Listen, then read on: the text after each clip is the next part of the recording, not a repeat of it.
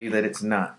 It's been said that the Federal Reserve is no more federal than Federal Express, and that's 100% the truth.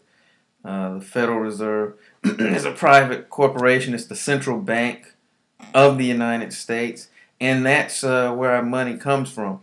It's not a matter of it just being printed and distributed to the people, but every one of these Federal Reserve notes that I hold in my hand, that you walk around with in your wallets and purses, is actually printed out and loaned to the government at interest. So you wonder why there's national debt. Here's why. Every one of these comes with debt attached to it. And of course, with any debt, it has to be paid back. And ladies and gentlemen, that's why you have the income tax.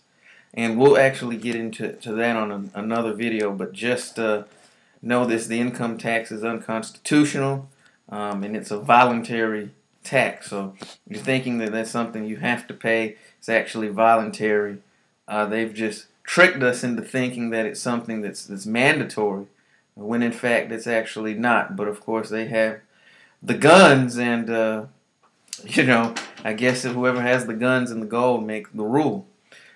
Speaking of which, the money, again, that you walk around with, that people fight and die for, is actually not backed by anything.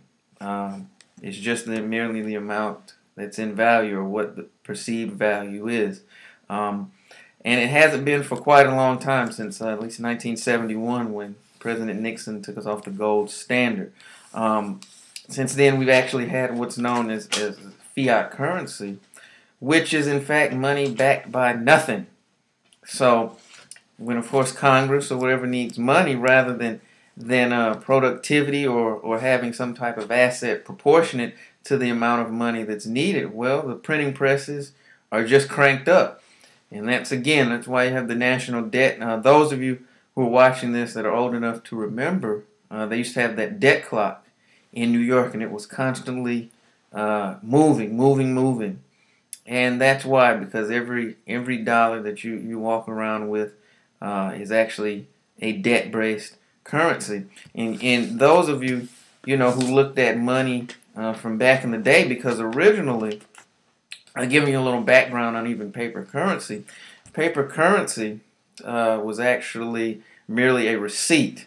You had your gold somewhere, and the receipt was evidence of that deposit with the goldsmith. And even with American money, the money was actually redeemable for that value in gold. So you take this, what's now a $10 Federal Reserve note. Well, at the time when it was $10, it said on the note that it was redeemable in gold for $10.